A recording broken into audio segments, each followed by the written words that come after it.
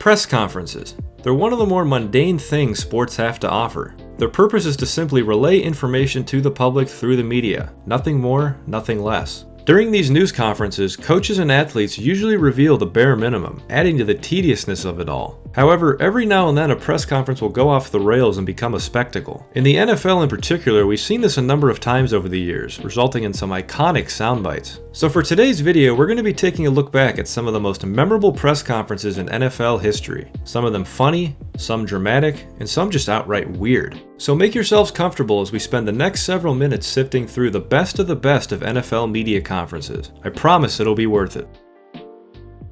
I'm here so I won't get fined. Let's start with one of the NFL's all-time great characters, Jim Mora. In 1996, the New Orleans Saints dropped a game to the Carolina Panthers in Week 8. After taking a 7-3 lead in the second quarter, Jim Mora's Saints gave up 16 unanswered points to end the game, losing by a score of 19-7. After the game, Jim Mora was more than displeased. Well, what happened was that second game, we got our ass kicked, or the second half. We just got our ass totally kicked.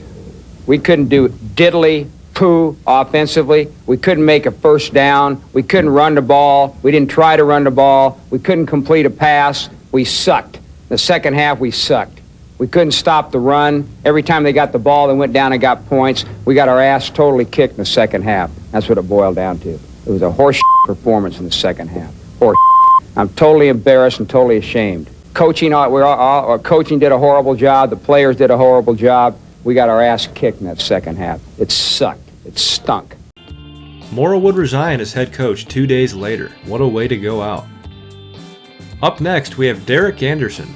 In Week 12 of the 2010 season, the Arizona Cardinals laid an egg on national television against division rival San Francisco. Late in the game, Cardinals quarterback Derek Anderson was seen laughing on the sideline despite being down 18 points. Afterwards, he was asked about it. What Deuce and I talk about is nobody else's business. But why was something funny when you're down 18 points in the fourth quarter? It wasn't funny. I wasn't laughing about anything. The camera showed you laughing. Okay, that's fine. That's fine. Coach Gruden That's fine. commented about it. That's fine. That's fine. I'm not laughing about it. You think this is funny? I take this serious. I'm not. Real serious. I put my heart and soul into this every single week. All I'm saying is the camera showed you I'm just laughing. telling you right now what I do every single week. Every single week. I put my freaking heart and soul into this. I study my ass off. I don't go out there and laugh. It's not funny. It's not fun. Nothing's funny to me. I don't want to go out there and get embarrassed on Monday Night Football in front of everybody. That's why I'm asking you what. I'm telling you right now. We're talking. Deuce and I are talking. What was the context in I'm which? done. Sorry. I'm not dealing with him. Sorry. That was essentially the end of Derek Anderson's time in Arizona. Up next, let's head to the land of conspiracy. In Super Bowl 48, the Seattle Seahawks humiliated the Denver Broncos 43-8. The MVP of the game was Seahawks linebacker Malcolm Smith. After the game, Smith was enjoying the spotlight in his post-game press conference. That was until someone interrupted things with a very important message. I always imagine myself making great plays, but you never think about being MVP. Investigate 9/11. 9/11 was perpetrated by people within our own government. Investigate 9/11. 9/11 was perpetrated by people within our own government. Investigate 9/11. 9/11 was perpetrated by people within our own government. What are the odds Pete Carroll was behind that? Moving along, our focus shifts to another one of the NFL's all-time great characters, Mike Ditka. In 1997, the legendary Chicago Bears head coach was hired as head coach of the New Orleans Saints. Mike Ditka's tenure in New Orleans was rocky to say the least, and after compiling a 15-33 record over 3 seasons, Ditka was fired after the 1999 season. During that 99 season, Ditka was very cranky with the media after practice one day. What do you want to know? Come on, or I'm going to go in now, so if you don't... What? Doesn't matter which one run. There'll be a quarterback that'll be named next week that'll be the starter. There's 3 quarterbacks on this football team. Whichever one starts, starts. Whichever ones don't, will back him up. Period. Cut and dried. It's nobody's concern but ours. Nobody's. Next. Injuries from the game? Talk to the trainer. Next. Mike, why are you in such a bad mood? What do you care? Good. Okay. If you were 2-7, you'd be in a bad mood too. What next? Mike, is this more like a training camp type practice as opposed to a regular season? Yes. Next. Not very much fun, is it? No? All right? I'll see you guys. Hey, I would be mad too if I traded away every pick in the draft for Ricky Williams. Up next, we have yet another one of the NFL's greatest characters, none other than Terrell Owens. In 2007, the Dallas Cowboys finished 13-3 and landed the #1 seed in the NFC playoffs. However, in the divisional round, they were upset by the New York Giants 21-17. After the game, Terrell Owens got very emotional while defending his quarterback Tony Romo. It's not about, Tony. You guys can point the finger at him. You can talk about the vacation, and if you do that, it's really unfair. It's really unfair. It's my team. It's my quarterback. And if you guys do that, man, it's unfair. We lost as a team. We lost as a team, man.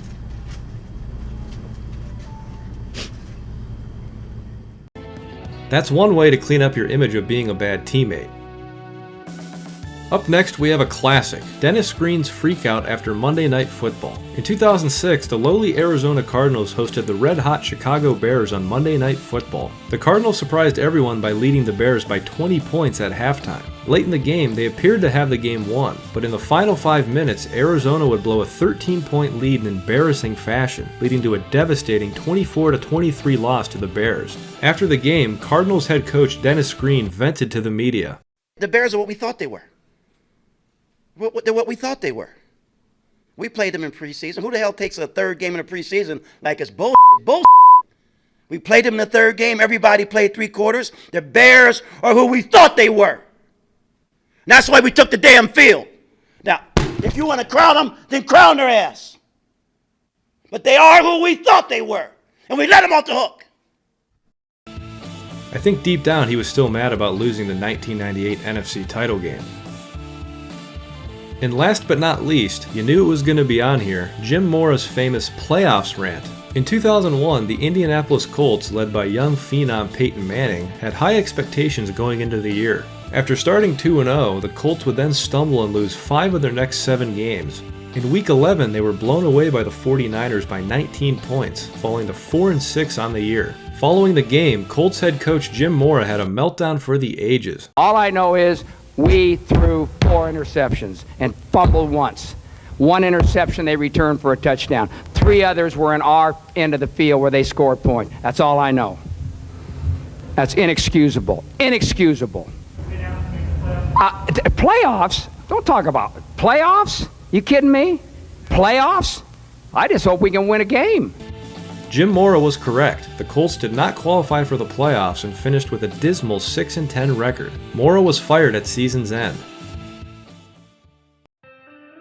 And those were the best of NFL press conferences, at least in my opinion. There are many other classic soundbites that I didn't get to for the sake of time, but honestly I think some of those have been overplayed anyway, so I'm content with the choices that were made for this video. At the end of the day, these post-game outbursts should come as no surprise. Football is a game of emotions for everyone involved, from the coaches all the way down to the players. When you go out there and battle for 3+ hours, and then immediately afterwards are forced to sit in front of 20+ media members, acting completely civil and almost robotic, it's no surprise that sometimes the emotions of the game spill over. It's actually surprising these post-game outbursts don't happen more often. So I never thought they were that big of a deal, and I certainly never thought they should define anyone's character. And think about it this way. If you had a bad day at the office and then had to answer questions from your local newspaper right afterwards, I think it's possible you could occasionally say some things about your boss or coworkers that you would later regret. So I really think coaches and players should be given the benefit of the doubt for these episodes, at least in most cases. Plus, let's be honest, these soundbites provide really good entertainment, so why would we want to discourage that? Anyway, that's going to do it for the video. If you haven't already, please hit subscribe, please follow me on Twitter, follow me on Twitch, and please consider supporting me on Patreon. Until next time, I'm Ramen Robbie, and thanks for watching.